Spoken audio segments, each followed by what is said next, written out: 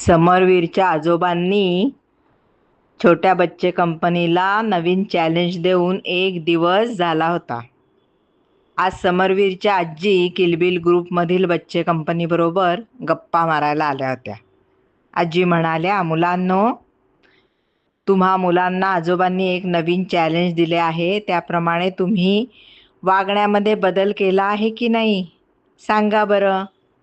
तुम्ही मोठ्यांबरोबर, आपल्या आजी आजोबांबरोबर, आईबाबांबरोबर कसे वागता? खूप मुलांनी हात वर केला.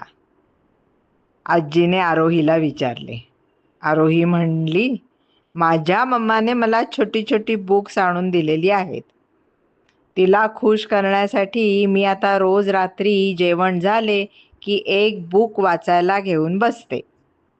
सोहन म्हणाला, मी माझी जुनी खेळणी एका बास्केटमध्ये भरून आजोबांबरोबर एका छोट्या अनाथ मुलांच्या केंद्रामध्ये जाऊन त्यांना देऊन आलो. त्या छोट्या मुलांच्या चेहऱ्यावरील हसू पाहून मला खूप आनंद झाला.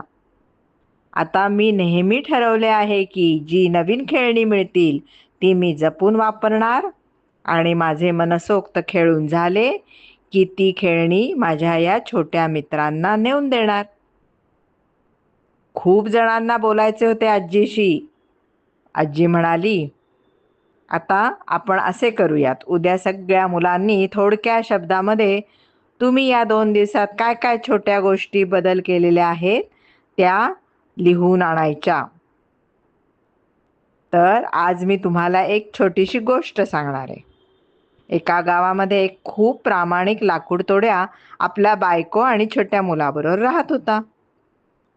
तो रोज गावात जवळच्या जंगलामध्ये जाऊन लाकडे तोडून त्याची मोळी गावामधील बाजारामध्ये नेऊन विकायचा.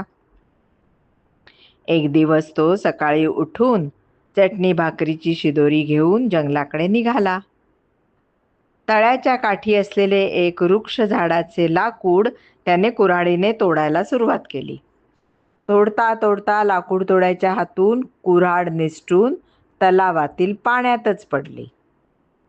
लाकूड तोड्या दुःखी झाला. आता काय बरं करावे? देवाची प्रार्थना करायला लागला. आता मी लाकडे कशी तोडणार? बाजारात जाऊन काय विकणार? पैसे कसे मिळणार? शिधा कसा घरी नेणार? तो फार फार चिंता करायला लागला. तेवढ्यात तलावामधून एक जलपरी सोन्याची कुऱ्हाड हातात घेऊन बाहेर आली पाण्यातून. हे घे तुझी कुऱ्हाड.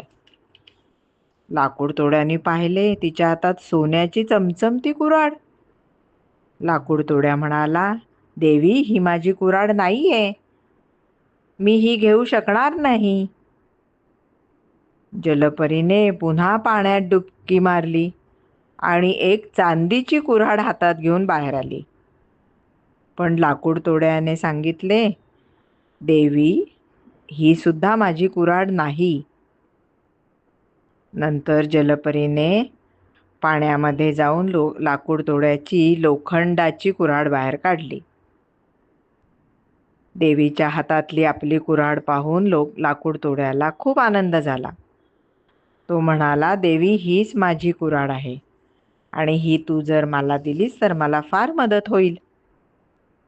सोन्याची आणि चांदीची कुऱ्हाड प्रामाणिकपणे नाकारून फक्त स्वतःची लोखंडी कुऱ्हाड मागणाऱ्या लाकूड तोड्यावर जलपरी खूप खुश झाली आणि तिने प्रामाणिक लाकूड तोड्याला त्याच्या लोखंडी कुऱ्हाडीबरोबर सोन्याची आणि चांदीची कुऱ्हाड सुद्धा प्रेमाने भेट दिली.